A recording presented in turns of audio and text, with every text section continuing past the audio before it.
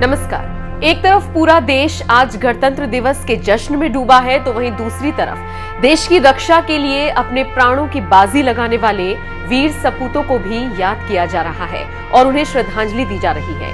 राष्ट्रपति द्वारा ऐसे ही भारत के वीरों को याद किया गया और सम्मानित किया गया। इसी कड़ी में एएसआई बाबूराम को भी मरणोपरांत अशोक चक्र से सम्मानित किया गया। उनका ये सम्मान लेने के लिए उनका परिवार राष्ट्रपति रामनाथ कोविंद के सामने पहुंचा।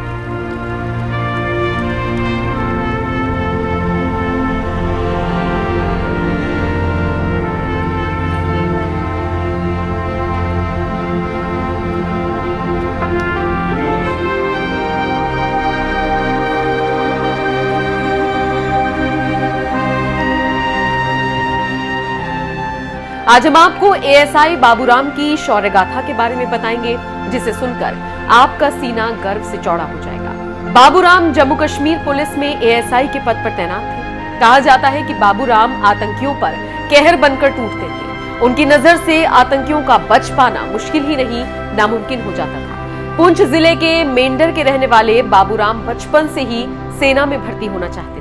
1999 में वो कांस्टेबल के पद पर जम्मू कश्मीर में कार्यरत हुए। वो इतने जाबाज, काबिल और निडर थे कि उन्हें आतंकवादी रोधी दस्ते में शामिल कर लिया गया।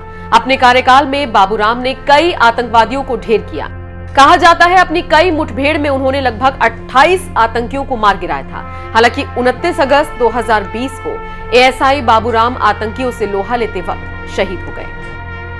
उस वक्त श्रीनगर के पंथा चौक पर बाबूराम और उनकी टीम सड़क से गुजरने वाले वाहनों की निगरानी में थी। इसी बीच वहां पर 3 आतंकी आए और भीड़ में एक जवान पर हमला बोल दिया। उनका हथियार छीनने की कोशिश की। इस दौरान जवानों और आतंकियों की मुठभेड़ चली।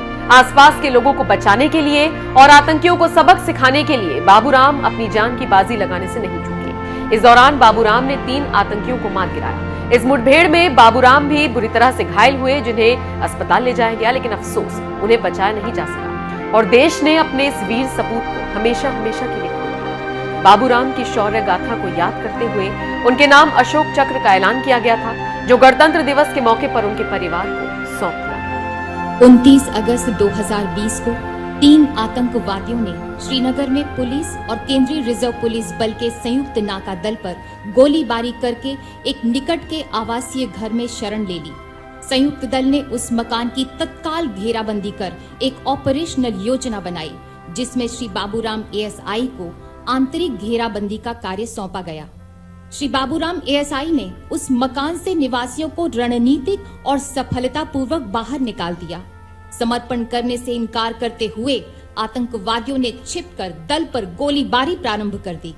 अपनी जान की तनिक भी परवाह किए बगैर जब एएसआई बाबूराम ने अपने साथी कांस्टेबल के साथ उस मकान के अंदर प्रवेश किया, तो आतंकवादियों ने उन पर गोलियों की बौछार कर दी।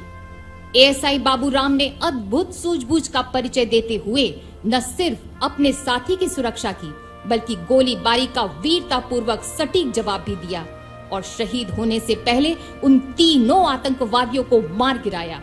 इस प्रकार एएसआई बाबूराम ने कट्टर आतंकवादियों का मुकाबला करने और उनको मार गिराने में पराक्रम और अनुकरणीय अदम्य साहस का परिचय दिया और राष्ट्र के लिए सर्वोच्च बलिदान दिया।